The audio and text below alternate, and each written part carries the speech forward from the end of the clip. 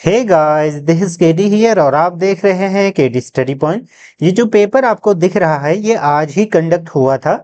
Uttarakhand JNM entrance examination. HNBU MU जो university है वो आपका इसको कंडक्ट करवाती है। तो जिन्होंने ये पेपर दिया था वो तो इसको पूरा देखेंगे क्योंकि ये डिटेल सॉल्यूशन है। साथ में आप अपने आंसर भी मिला सकते हैं। उसके बाद आप कमेंट में बताइएगा कि आपका कितना स्कोर रहा। फिर हम आगे आने वाले समय में इस पर वीडियोस बनाएंगे। बाकी जो लोग भविष्य में ये पेपर देना चाहते हैं तो वो भी पूरा जरूर देखिएगा, चाहे वो एएनएम वाले हों या जीएनएम वाले हों, क्योंकि दोनों का सिलेबस लगभग लगभग सेम है। ठीक है।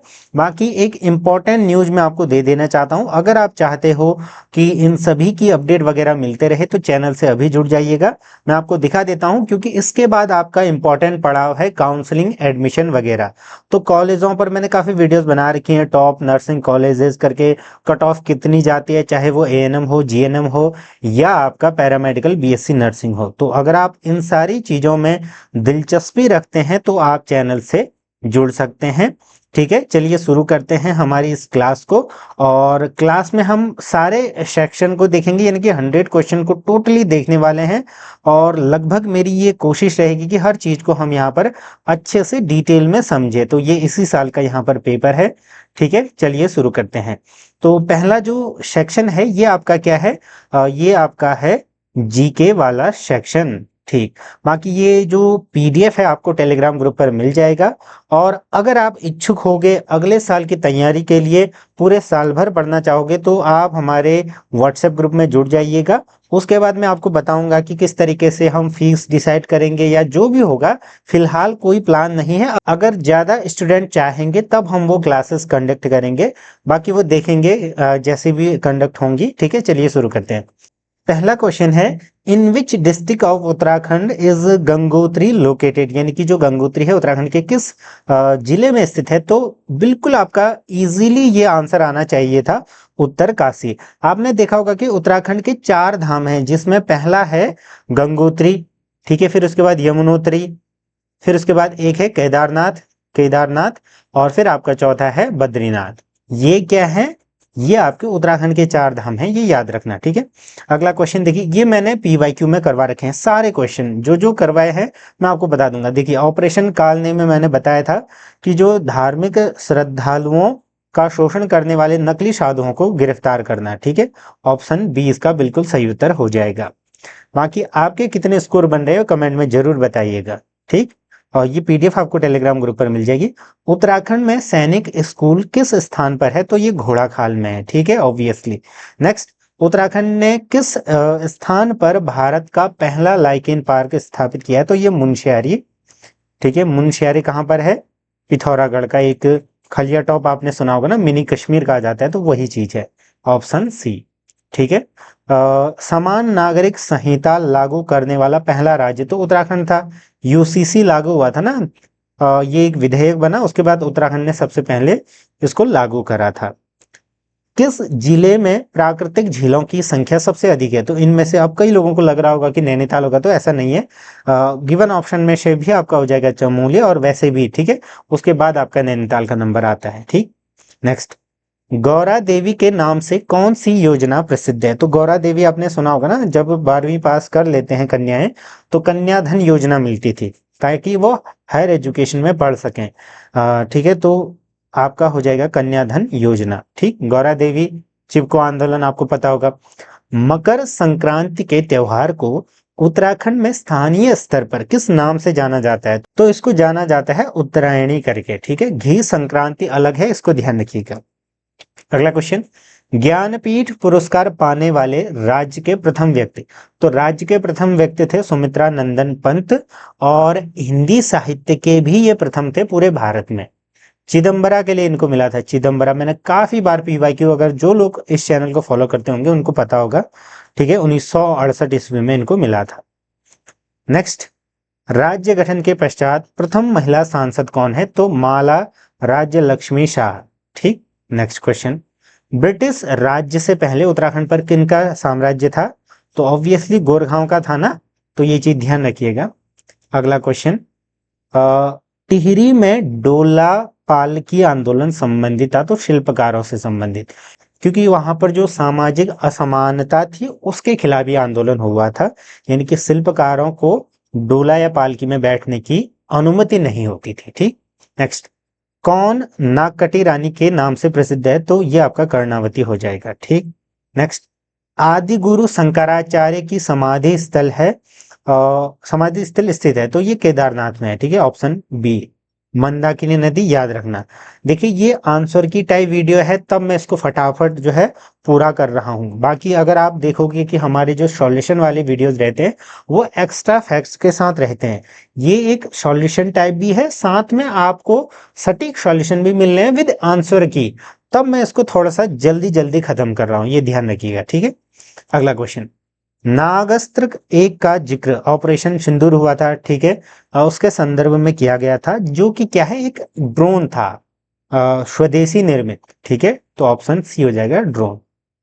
अब देखिए ये रिसेंटली ही काफी चर्चा में आया था ना, दिल्ली देहरादून कॉरिडोर का उद्घाटन कब हुआ? तो ये 14 अप्रैल 2026 में हुआ था। ठीक, ये तो अब गलत नहीं करना चाहिए था आपने। 38वें राष्ट्रीय खेलों का शुभारंभ, ये मैं बार बार बोल करके थक चुका था, इस पर मैंने वीडियोस भी बनाई थी। तो ये किसने किया था?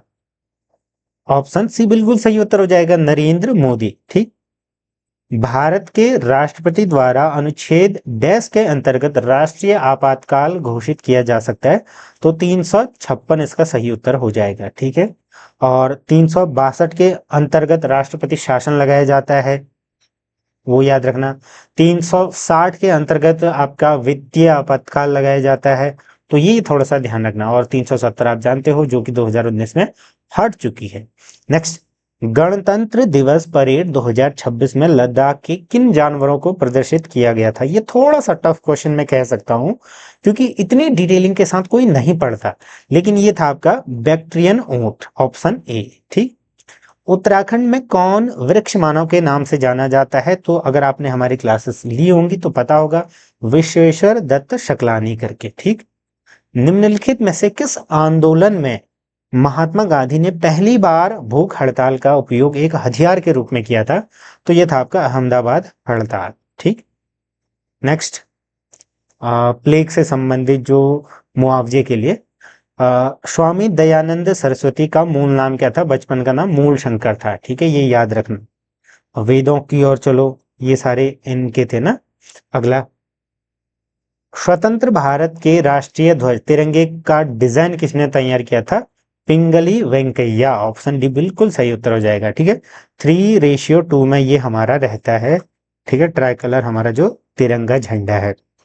नेक्स्ट क्वेश्चन, कंप्यूटिंग में 1 बाइट बराबर 8 बिट्स होते हैं। ठीक, ये ध्यान रखना। धर्मनिरपेक्ष राज्य का क्या अर्थ है? देखिए ये जो बिट बाइट निब्बल क्या होता है, किलोबाइट, एमबी, ये सब मैंने करवा रखे हैं, तब मैं स्किप कर रहा हूँ। ठीक है, धर्मनिरपेक्ष का मतलब क्या हुआ? भारत एक धर्मनिरपेक्ष कंट्री है ना, यानी कि राज्य का कोई एक धर्म नहीं है, यहाँ पर सभी धर्म को क्या दिया जाता है? सम्मान दिया जाता है। ठीक, भारत में मतदान की न्यूनतम आयु क्या है? तो 18 वर्ष है, पहले 21 वर्ष थी, फिर इसको संविधान संशोधन के तहत 18 वर्ष किया गया था। तो 18, ये तो ऑब्वियसली आपका सही होना चाहिए। ठीक है, अगर आप इसको भी गलत करके आए हो तो फिर आपके मार्क्स कम आएंगे, मतलब कंपैरेटिवली।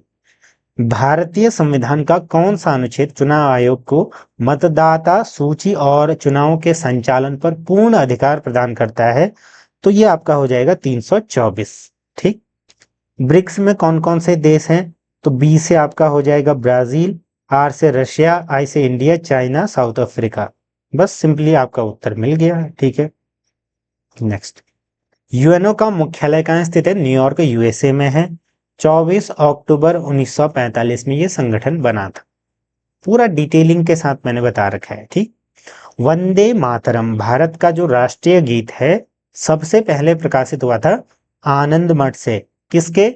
बंकिम चंद्र चटर्जी। बंकिम है, ठीक है, ये क्रिम नहीं है, बंकिम चंद्र चटर्जी या चट्टोपाध्याय, अलग अलग नाम देखने को आपको मिल सकता है।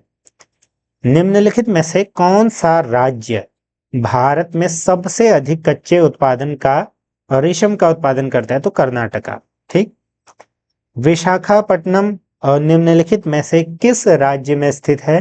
तो यह आपका आंध्र प्रदेश हो जाएगा, वाइजैक करके भी है, तो ऐसे भी आप इसको याद रख सकते हो। अगला, आगम किसके पवित्र ग्रंथ हैं? तो जैनों के हैं, ठीक है। ये भी थोड़ा सा टफ कह सकते हैं, लेकिन अगर आप बेसिक्स पढ़ते हो तब भी आपको ये देखने को मिलेगा। मैंने जो पीडीएफ शेयर करी थी उसमें भी ये था, ठीक है। एआई का मतलब आर्टिफिशियल इंटेलिजेंस, तो ये तो आपको पता होना चाहिए ना, आर्टिफिशियल इंटेलिजेंस करके। नेक्स्ट, पारंपरिक जो मोटा ऊनी कंबल होता है, थुलमा या चुटका कहते हैं, ये आपका भोटिया जनजाति, ठीक है। नेक्स्ट, उत्तराखंड के किस प्रमुख स्वतंत्रता सेनानी को गढ़वाल केसरी कहा जाता था? तो अनुसुईया प्रसाद बहुगुणा जी को, ठीक है। नेक्स्ट, कुमाऊं केसरी बद्रीदत्त पांडे को। हाल ही में दिल्ली के उपराज्यपाल, तो ये भी करंट का था, मैंने आपको बोला था कि जो अभी का मंत्रिमंडल है उसको पढ़ना, ये क्वेश्चन आया है। तरुणजीत सिंह संधू, ठीक है, तरुण जी।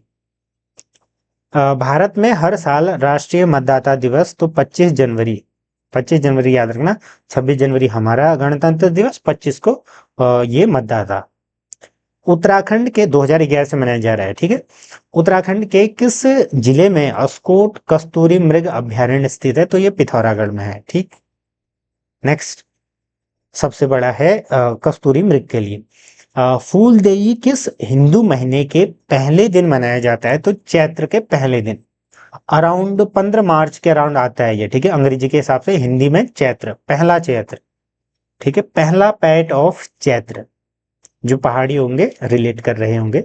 नेक्स्ट, एक व्यक्ति, ठीक है, तो ये मैथमेटिक्स आ गई है, उसको हम लास्ट में देखेंगे, उससे पहले अन्य चीजों को कवर कर लेते हैं, फिर इसको देखेंगे क्योंकि इसमें थोड़ा सा टाइम लगेगा, ठीक है। उसके बाद देखिए, हाँ हिंदी हमारी यहाँ पर आ गई है, तो शुद्ध वर्तनी बताइए। ओके जी। अन्वेषण, तो अन्वेषण ऐसे लिखते हैं, अन्वेषण, ऑप्शन ए बिल्कुल सही उत्तर हो जाएगा। नेक्स्ट, काव्योर्मे का संधि विच्छेद, काव्य धन उर्मी, क्या? काव्य धन उर्मे, उर्मे, ठीक है, उर्मे, तो ये हमारा सही उत्तर हो जाएगा ऑप्शन बी। कनिष्ठ का कौन सा प्रत्यय है पूछा गया, तो इष्ट हो जाएगा, ठीक है, इष्ट, ये आपका जो ये है, ठीक। नेक्स्ट, संधि, संधि शब्द है, तो संधि क्या है? एक तत्सम शब्द है, इनमें से पूछा गया था ना, ये एक संस्कृत का शब्द है।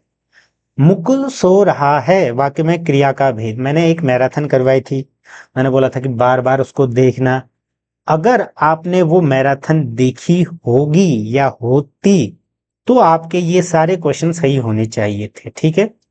तो ये हो जाएगा क्या? अकर्मक, क्योंकि इसमें कर्म नहीं है ना, सोना या हंस रहा है, यह कर्म क्रियाएं हैं, तो ऑप्शन ए। पाश्चात्य, अभी आप बहुत सुनते हैं ना वेस्टर्न कल्चर, तो इसका हो जाएगा आपका पौवार, पौर्वात्य, ठीक है, पौर्वात्य, या कई बार अन्य शब्द भी आपको देखने को मिल सकता है, पौरसत्य करके, या पूर्व का क्षेत्र का, ठीक, इस तरीके से। दयानंद में कौन सी संधि है? तो दयानंद यानी कि दया धन आनंद, ठीक है, इसमें आपकी कौन सी संधि होगी? दया धन आनंद, तो दीर्घ संधि हमारी यहां पर हो जाएगी। नेक्स्ट देखिए, प्रत्युत्पन्नमति में कौन सा उपसर्ग है? तो इसमें क्या होना चाहिए हमारा? प्रत्युत यानी कि प्रति हो जाएगा, ठीक है, फिर उन्नति। नेक्स्ट, नीलकंठ में कौन सा समास है? तो नील कंठ, कमल, सॉरी कमल, सॉरी सॉरी सॉरी, ठीक, नील कमल, यानी कि विशेषण विशेष्य का क्या है? प्रावधान है यहाँ पर, ये विशेषण और ये विशेष्य है, तो हमारा क्या हो जाएगा? कर्मधारय, मैंने पढ़ा रखा है। वह घर से बाहर गया, इस वाक्य में कौन सा कारक है पूछा गया है? तो अपादान, क्योंकि अलग होने के अर्थ में अपादान होता है, ठीक। नेक्स्ट, किलिक अरे मैं मेह निहारूं, इन दांतों पर मोती वारूं, तो इसमें वात्सल, वत्सल रस है, ऑप्शन सी, यानी कि बच्चे के साथ प्रेम को दर्शाया गया है, ठीक है, तेरे दांतों को ही मैं निहारते रहूं, इस तरीके से मोती को। मुख्य का विलोम, मुख्य का क्या होना जाएगा? गौण, ठीक है। जब हम समास पढ़ते थे ना, मुख्य पद, गौण पद, इस तरीके से, तो आपने देखा होगा। जिसके पास कुछ ना हो तो उसको अंकिंचन कहते हैं। ठीक, मतलब एकदम दरिद्र, तो उसका एक अच्छा एक शब्द हो जाएगा अंकिंचन। ठीक, आसमान पर चढ़ाना मुहावरे का अर्थ है, यानी कि इसका अर्थ होगा कि ज्यादा प्रशंसा करना, अत्यधिक प्रशंसा करना। ठीक है, तुमने उसकी प्रशंसा करके आसमान पर चढ़ा दिया है, इस तरीके से। आप डूबे जो जग डूबा है, यानी कि जो बुरा आदमी होता है ना, वो सभी को बुरा कहता है। ठीक, ऑप्शन ए। नेक्स्ट क्वेश्चन, यदि सही दिशा में परिश्रम करोगे तो अवश्य सफल हो जाओगे। तो ये मिश्रित वाक्य होगा। ठीक है, वाक्य में मैंने पढ़ा रखा है ना, इसमें क्या होता है कि एक वाक्य दूसरे उपवाक्य में आश्रित रहता है। अगर हम पढ़ेंगे, परिश्रम करेंगे तब सफल होंगे। ठीक है, आश्रित है ये दूसरा वाक्य। घाट घाट का पानी पीना मतलब बहुत अनुभवी होना। कहते हैं ना बड़े बूढ़े लोग, बुजुर्ग, की मैंने घाट घाट का पानी पी रखा है, तो वैसे समझिए। नेक्स्ट क्वेश्चन देखिए 78, कहाँ राजा भोज कहाँ गंगू तेली। तो ये हो जाएगा राजा मतलब आकाश पाताल का अंतर होना। ठीक है, इस तरीके से। निम्नलिखित शब्दों में से कौन सा शब्द संज्ञा है। तो क्रुद्ध, क्रोध, क्रोधी, तो क्रोध हो जाएगा। ठीक है, ऑप्शन बी संज्ञा पूछा गया था। मूक का विपरीतार्थक, मूक मतलब जो चुप रहता है, तो ये वो हो जाएगा वाचाल, जो बहुत बोलते रहता है या बकबक करने वाला, बहुत ज्यादा बोलता है। ठीक है, तो ये हमारी हिंदी खत्म हो गई। अब हमारा जनरल साइंस स्टार्ट हो गया। इस बार जीके ज्यादा पूछा है शायद, हाँ 40 का, 20 की science. Okay, what is the primary component of natural gas and compressed natural gas, यानी कि सीएनजी, इन सभी का मुख्य घटक क्या है। तो सीएनजी का होता है आपका मीथेन। ऑप्शन बी बिल्कुल सही उत्तर हो जाएगा। जो एलपीजी, लिक्विफाइड पेट्रोलियम गैस, हम सिलेंडर लेते हैं ना, उसमें क्या होता है, उसमें होता है मेन ब्यूटेन फिर प्रोपेन, सबसे मेन घटक ब्यूटेन फिर प्रोपेन। तो ये एलपीजी की बात कर रहा हूं। नेक्स्ट, कौन सी अधातु बिजली की अच्छी सुचालक है, आमतौर पर शुष्क सेलों में इलेक्ट्रोड के रूप में, स्नेहक के रूप में काम करती है। तो सेल आपने देखा होगा, बचपन में हम उसको तोड़ते थे, उसके अंदर एक रॉड होती है जो ग्रेफाइट का बना होता है। ये एक सुचालक होता है बिजली का। ठीक है, कभी ट्राई करना, मतलब ट्राई मत करना, क्योंकि फिर करंट लग जाएगा। नेक्स्ट, कौन सा हार्मोन मुख्य रूप से मासिक धर्म चक्र के दौरान गर्भाशय की परत को मोटा करने और महिलाओं में गर्भावस्था के शुरुआती चरणों को बनाए रखने के लिए जिम्मेदार है। तो ये ऑप्शन ए हो जाएगा, प्रोजेस्ट्रॉन। ठीक, नेक्स्ट क्वेश्चन, निम्नलिखित में से किस माध्यम में प्रकाश अपनी पूर्ण अधिकतम गति से यात्रा करता है। तो वैक्यूम में। ठीक है, निर्वात, वैक्यूम में ही इसकी स्पीड सबसे ज्यादा होती है ना, 3 × 10⁸ मीटर पर सेकेंड। नेक्स्ट, भोजन प्राय किसमें पचता है। तो छोटी आंत में पचता है, ऑब्वियसली स्मॉल इंटेस्टाइन। ठीक है, ये ध्यान रखना। निम्नलिखित में से कौन सा विटामिन पानी में घुलनशील है। तो विटामिन ए और सॉरी, विटामिन बी और जो सी हैं वो घुलनशील होते हैं, बाकी सब फैट में घुलते हैं, यानी कि वसा में। तो ये याद रखना, rest all are soluble in fat. ठीक, ध्वनि इनमें से किससे होकर नहीं गुजर सकती है। हवा, पानी, निर्वात में। ठीक है, उसके लिए कोई ना कोई मीडियम, माध्यम होना जरूरी है। ठीक, सॉलिड में सबसे तेज ये चलती है, गुजरती है। नेक्स्ट, गर्मी के दिनों में, ये तो बचपन वाला मतलब छठी सातवीं में हम पढ़ते थे ना, मतलब हल्के रंग के या सफेद कपड़े क्यों पहनने की सलाह दी जाती, क्योंकि ये आपका जो गर्मी है उसको रिफ्लेक्ट करते हैं ना, रेडिएशन को, और कम हीट को एब्जॉर्व करते हैं। तो ऑप्शन बी हो जाएगा, वे अधिकांश सौर्य विकिरण को परावर्तित करते हैं। ठीक है, they reflect most of the solar radiation and absorb less heat. Option B. मानव आंख की रेटिना पर कैसा प्रतिबिंब बनता है। जो रेटिना है ना हमारा, इसके पीछे होता है, ये तो लेंस है। ठीक है, प्यूपल, फिर उस तरीके से, तो वहां पर जो इमेज बनेगी वो बनती है आपका उल्टी, वास्तविक और उल्टी। लेकिन हमारा जो ब्रेन है हमको उल्टा दिखाता है। तो देखिए कितना बड़ा काम है। तो वास्तविक और उल्टा, ऑप्शन ए। नेक्स्ट, विद्युत धारा को मापने के लिए किस यंत्र का उपयोग किया जाता है। तो एमीटर, ऑप्शन बी। वोल्टेज के लिए आपका होता है वोल्ट मीटर। ठीक, निम्नलिखित में से किसे मानव शरीर का सबसे कठोर ऊतक माना गया है? तो एनिमल को, ठीक है, एनिमल यानी कि ऑप्शन डी एनिमल। एनिमल क्या बना होता है? जिससे दांत बने होते हैं या अन्य चीजें। डेयरी उद्योग में दूध को जीवाणु मुक्त कराने के लिए, सिंपल ये मैं आपको बताता हूँ। जो आप जैसे कौन सा दूध है? वो अमूल है, जिसका भी दूध है, जिसको हम बिना रेफ्रिजरेटर के रख लेते हैं, वो दूध कैसे बनता है? तो यूएचटी, अति उच्च तापमान में उसको गर्म किया जाता है, ठीक है, ऑप्शन सी, इस प्रोसेस के कारण। 90 दिन उसकी सेल्फ लाइफ होती है शायद, इफ आई रिमेम्बर, ठीक है। नेक्स्ट, पृथ्वी के वायुमंडल में कौन सी गैस सबसे अधिक मात्रा में? तो नाइट्रोजन, ठीक है, 78% पढ़ते थे ना हम। रेडियोधर्मी तत्व किसका उत्सर्जन करते हैं? Alpha beta gamma. रासायनिक यौगिक सोडियम कार्बोनेट का आम घरेलू नाम क्या है? ये आपका है वॉशिंग सोडा।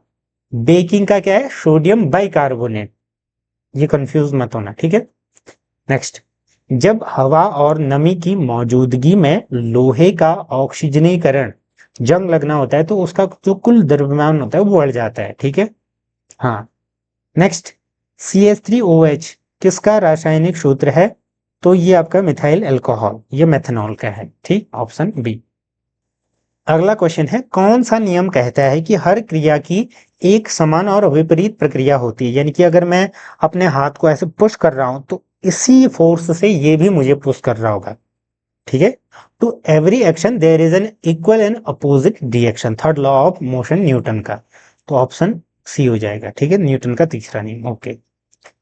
हानिकारक रोग जनकों को नष्ट करने के लिए पानी में आपने देखा होगा ना, ब्लीचिंग, सफेद कलर का डाला जाता है ब्लीचिंग पाउडर, जो कि मेनली किससे बनता है? क्लोरीन से, ऑप्शन बी, क्लोरीन, ठीक। नेक्स्ट, कौन सा प्रमुख कोशिकांग सार्वभौमिक रूप से कोशिकीय श्वसन के लिए जिम्मेदार है? Power house of cell, mitochondria, option B.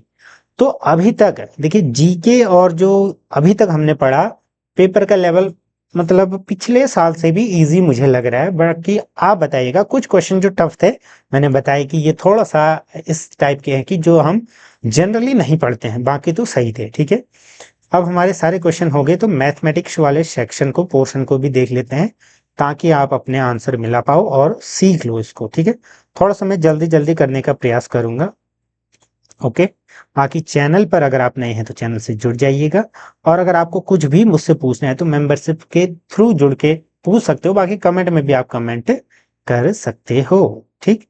तो देखिए पहला क्वेश्चन क्या कह रहा है, एक व्यक्ति 10 घंटे में एक यात्रा पूरी करता है। वह यात्रा का पहला आधा हिस्सा 21 किलोमीटर की स्पीड से, दूसरा 24। ऐसे मान के चलो कि ये पूरी एक यात्रा थी 10 घंटे की, 10 आवर की। इसमें से आधा हिस्सा वो करता है 21 किलोमीटर पर आवर से, और बाकी करता है 24 किलोमीटर पर आवर से। तो हमें टोटल दूरी निकालनी। तो देखिए जो हमारी क्लासेस हुई थी, मैंने ये जो टॉपिक पढ़ाया था यही इंपॉर्टेंट फॉर्मूला आपको लिखवाया था, ठीक है।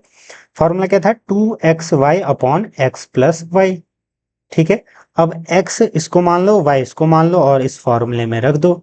और जैसे ही हम रखेंगे 2 इंटू एक्स 21, 24 अपॉन 21 प्लस 24, बस इसको सिंपली सॉल्व करेंगे तो हमारी जो एवरेज स्पीड है वो निकल जाएगी, जो कि हो जाएगी 22.4 समथिंग आ रही है, ठीक है।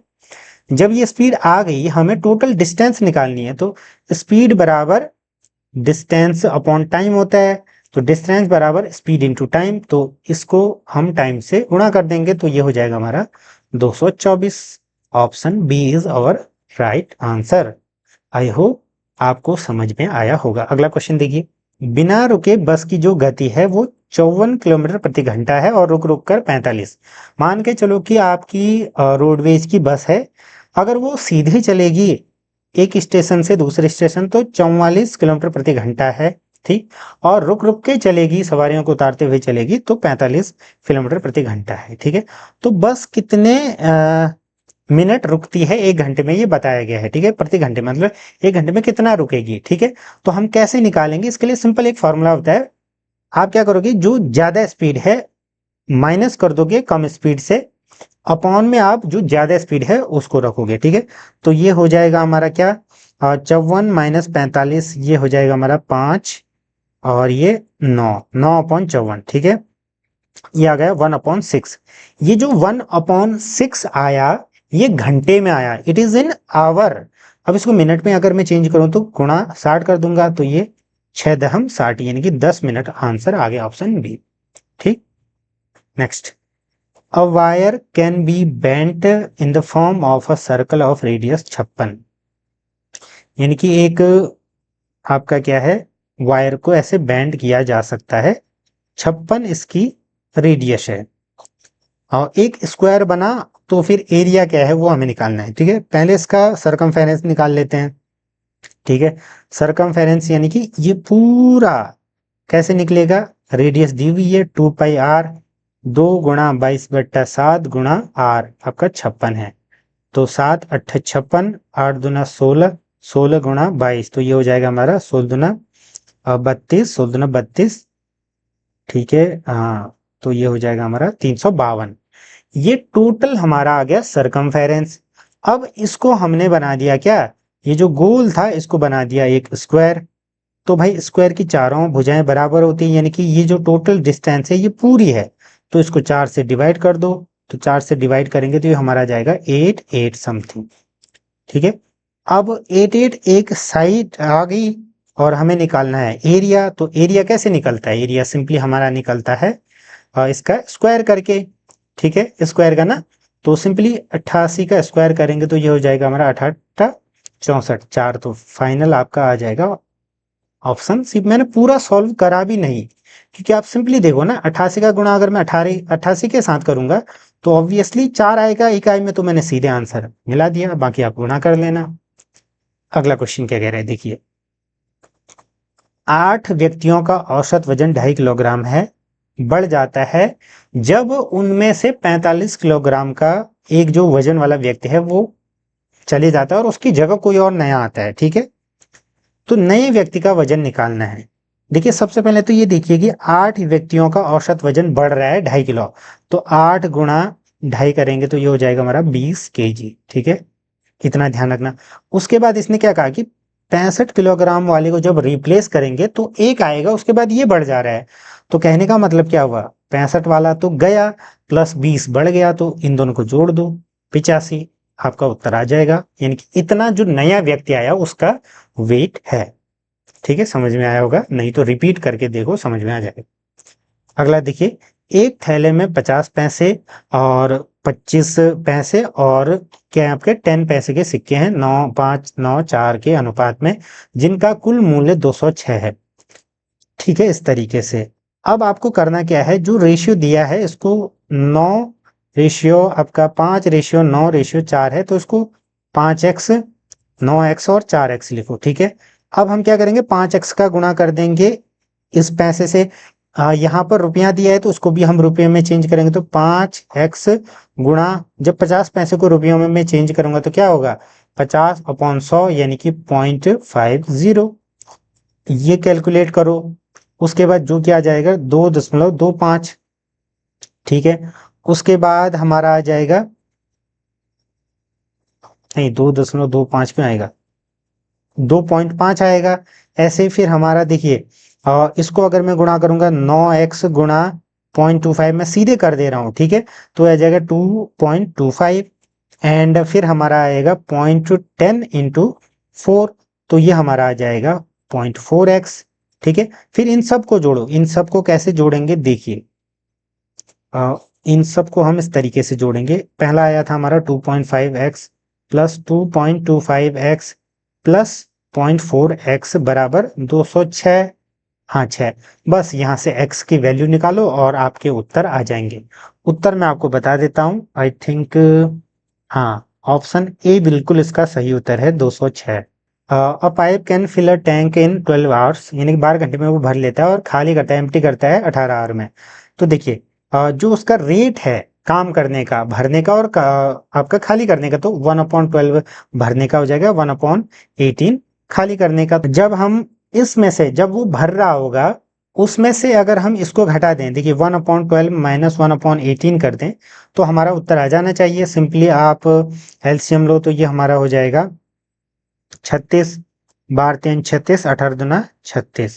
ठीक, हाँ, तो ये हो जाएगा हमारा 36 ऑप्शन सही उत्तर हो जाएगा, 36 घंटे। ठीक है, नेक्स्ट, एक त्रिभुज के कोण इतने इतने हैं, तो देखो simply 2x plus 3x plus 5x बराबर 180 डिग्री, क्योंकि तीन जो कोण होते हैं वो हमारे 180 डिग्री के होते हैं। तो ये हो जाएगा 5 3 8 9 10, 10x बराबर 180, x बराबर हो जाएगा हमारा 18, यानी कि 18। तो फिर देखिए पहला कोण आ जाएगा 18 दूना 36, तीसरा आ जाएगा 18 3 54, फिर उसके बाद लास्ट वाला आ जाएगा 18 पंचे 90, यानी कि एक 90 डिग्री का है। तो त्रिभुज कैसा होगा पूछा गया है, तो जब एक एंगल आपका 90 डिग्री का हो गया तो राइट एंगल यानी कि समकोण त्रिभुज, ऑप्शन सी। दो संख्याओं का HCF इतना है और LCM इतना है, तो सिंपली मैंने आपको बताया था LCM और HCF दिया हो तो ये बराबर होता है दो संख्याओं के x और y के गुणा से, यानी कि ये पहली संख्या है, ये दूसरी संख्या है। तो यहाँ पर ये दिया हुआ है, तो 12 गुणा 72 करो बराबर पहली संख्या 24, दूसरी संख्या x मान लो, तो सिंपली x बराबर हो जाएगा 12 गुणा 72 अपॉन 24, तो 12 दूना 24 और ये हो जाएगा हमारा 36, ऑप्शन बी। ठीक, नेक्स्ट क्वेश्चन देखिए, अभी आपको समझ में नहीं आ रहा होगा अगर, तो फिर मैं एक डिटेल में मैथ्स का अलग से वीडियो बनाऊंगा, क्योंकि यहाँ पर मैं फटाफट कर रहा हूँ, ये आंसर की टाइप वीडियो है। नेक्स्ट, वह छोटी संख्या कौन सी है जिसे 8 12 16 से भाग देने पर इतना बचे, तो इसको तो सिंपली आप देख सकते हो ना, 18 3 8 3 24 8 6 48, ऐसे 16 48 बढ़ चुका 48, इस तरीके से तो 51 हो जाएगा। आप सिंपली क्या करना, 8 12 16 का LCM निकालो, LCM आपका आ जाएगा 48, फिर यहाँ पर 3 शेष बचता है तो इसमें 3 जोड़ दो तो 51 आंसर आ जाएगा। एक फल विक्रेता के पास कुछ सेब थे, उसने 40% सेब बेच दिए, तो उसके पास अभी इतने बचे हैं, यानी कि 40 बेच दिए तो उसके पास बचे कितने हैं, 60%, 60% बराबर 420। ठीक है, तो शुरू में कितने सेब थे, तो सिंपल हम क्या करेंगे, 1% निकालो यहाँ से, तो 1% बराबर हो जाएगा हमारा 420 अपॉन 60, तो 100% निकालेंगे तो ऐसे गुणा करो, तो ये हो जाएगा हमारा 2 3 6 2 पंचे 10। ठीक, और फिर 3 एकम 3 3 चौको 12, तो ये हो जाएगा हमारा 4 पंचे 70, यानी कि 700 उत्तर आ जाएगा, ऑप्शन डी। नेक्स्ट, यदि किसी वृत्त की त्रिज्या दुगनी कर दी जाए तो क्या होगा उसका क्षेत्रफल, क्षेत्रफल क्या होता है पाई आर स्क्वायर। अब आर की जगह मैं 2r कर दूं तो पाई 2r का स्क्वायर, तो ये हो जाएगा हमारा पार 2 दूना 4, यानी कि 4, यानी कि 4 गुना हो जाएगा ना, वो जो पहले थी उसका 4 गुना होगी। ठीक, नेक्स्ट, दो संख्याओं का अनुपात इतना है और उसका उनका योग इतना है, तो बड़ी संख्या ज्ञात कीजिए, तो 4x 3x प्लस 4x बराबर 420, 4 3 7x बराबर 420, x बराबर हो जाएगा हमारा 7 42 60।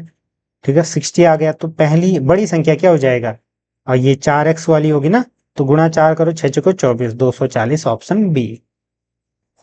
अगला क्वेश्चन देखिए, साधारण ब्याज पर कोई धनराशि 3 वर्षों में इतना 4 वर्षों में इतना हो जाती है, तो देखो 3 से 4 वर्ष यानी कि 1 वर्ष का अंतराल है, उसमें कितना बढ़ रही है ये 1854 में, अगर मैं 1815 घटाऊं तो ये आ जाएगा हमारा 14 में 5 9 और ये 3 39।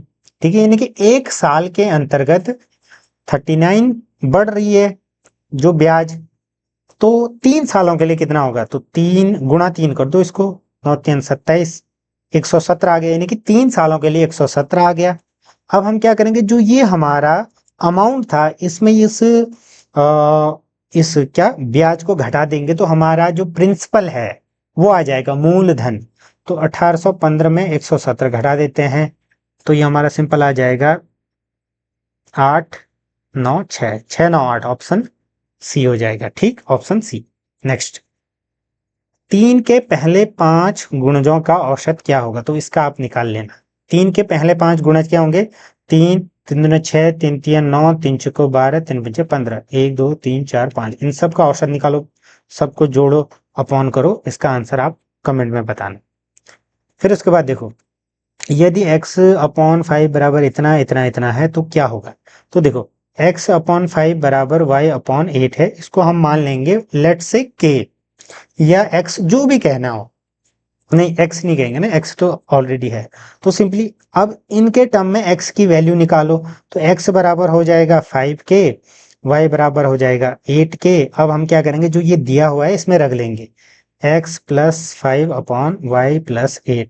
तो इनमें ये वैल्यू रखो, ये जो निकाली हमने सिंपल वैल्यू रखेंगे तो ये हो जाएगा हमारा क्या हो जाएगा 5k plus 5 upon 8k plus 8। Common लो, यहाँ से 5 कॉमन लो तो k प्लस 1 आ जाएगा, यहाँ पर 8 कॉमन लेंगे तो k प्लस 1। अब k प्लस 1 से k प्लस 1 गया, 5 अपॉन 8 यानी कि 5:8 आंसर आना चाहिए। 5:8 ऑप्शन डी। ठीक। नेक्स्ट, किसी वस्तु की कीमत 25% कम कर दी जाती है, उसे वापस मूल कीमत पर लाने के लिए उसकी कीमत में कितने प्रतिशत की वृद्धि की जानी चाहिए। मान के चलो कि कोई 100 की चीज है टोटल, उसको 25% कम कर दिया, तो 100 का 25% क्या होता है आपका 25, यानी कि 25 कम कर दिया तो 75 अब बचा। अब देखो 75 को मैं 100 करना चाहता हूं, तो 75 का कितना परसेंट बढ़ाऊं। ठीक है, 75 का कितना परसेंट बढ़ाऊं कि ये 100 हो जाए। ठीक है, ये ध्यान रखना। तो 25 में बढ़ाऊंगा तो 25 अपॉन 75 गुणा 100 करो, ये समथिंग आपका 23.5 आएगा। ठीक है, ऑप्शन बी। नेक्स्ट, 57 देखिए, 4 3 के फर्श को ढकने के लिए इतने टाइल्स की आवश्यकता होगी, तो सिंपल एरिया निकालना आप इसका। ये दो क्वेश्चन मैंने आंसर नहीं बताया है, इन दोनों के आंसर आप कमेंट में बताना। ठीक है, नेक्स्ट क्वेश्चन देखिए, ए एक काम को 10 दिनों में कर रहा है, बी वही काम 15 दिनों में कर रहा है, दोनों मिलकर करेंगे तो कितने में करेंगे, तो ऑब्वियसली कम दिन लगेंगे। तो ए का काम है 10, बी का काम है 15। मैंने क्या बोला था, एक ट्रिक बताई थी ना आपको जब मैंने PYQ सॉल्व करवाया था। तो हम क्या करेंगे, इनका एलसीएम यहाँ पर लेंगे, तो ये हो जाएगा 30। अब देखो 10 गुणा कितनी बार 30, यानी कि 30 अपॉन 10 करो तो ये 3 आ जाएगा। ये एक दिन का काम है इसका, और इसका आ जाएगा ये एक दिन का काम, ये 3 यूनिट काम। टोटल काम हो गया 30 यूनिट, और ये एक दिन में कर रहा है 3 यूनिट, ये कर रहा है 2 यूनिट, इस रेट से कर रहे हैं। तो देखो जब दोनों मिलकर करेंगे तो ये 3 और ये 2 जुड़ जाएंगे, 3 2 5, तो 30 अपॉन 5 बराबर 6, 6 दिन हमारा उत्तर आ जाएगा। ठीक है, ये सिंपलेस्ट वे था, अभी समझ में नहीं आएगा, अगर आप अच्छे से देखोगे तो समझ में आ जाएगा, मैंने पूरा डिटेल में सॉल्व करवा रखा है, प्लेलिस्ट बनी हुई है सेपरेट। ठीक है, नेक्स्ट, एक परीक्षा में एक छात्र को पास होने के लिए 40% अंक प्राप्त करने होते हैं। यदि 130 अंक उसको मिले और वो 20 अंकों से अनुत्तीर्ण हो गया है, यानी कि जो 40% अंक थे वो कितने होंगे, 130 प्लस 20 यानी कि 150। यहां से हमारा आंसर निकल जाएगा। तो 1% बराबर 150 अपॉन 40, हमें निकालना है 100%, क्योंकि टोटल अंकों का बताना है। तो यहां से हम इसको सिंपली सॉल्व करेंगे, 2 5 2, इसका हमारा हो जाएगा 75, तो हमारा 375 आंसर आ गया, ऑप्शन ए। नेक्स्ट, एक कस्बे की जनसंख्या, तो ये भी बहुत ही सिंपल है, आंसर मैं आपको बताता हूँ, 24200। इसमें आपका जो कंपाउंड इंटरेस्ट वाला फॉर्मूला लगता है, पॉपुलेशन वाला, वो लगता है। ठीक है, ऑप्शन बी इसका बिल्कुल सही उत्तर है। तो आई होप कि ये चीजें आपको समझ में आई होंगी। आपको ये पेपर कैसा लगा कमेंट में बताओ। मुझे तो ये पेपर मतलब कुछ कुछ क्वेश्चन थे थोड़ा सा ट्रिकी, मैथ्स में भी एक आध लग सकते हैं, बाकी पेपर आप ये मान के चलो कि अगर आप थोड़ा बहुत भी पढ़ते हो और PYQ सिंपल, अगर आप PYQ भी देखते हो, अगर आपने हमारी वीडियो या किसी की भी वीडियो देखी होंगी PYQ वाली, तो आपका स्कोर कम से कम 55 से 60 के बीच रहना चाहिए। अगर आपने थोड़ी सी भी मेहनत करी हो तो 60 से ऊपर ही आपका स्कोर जाना चाहिए। बाकी आपके कितने मार्क्स हैं कमेंट में बताइएगा। जुड़े रहिएगा, धन्यवाद।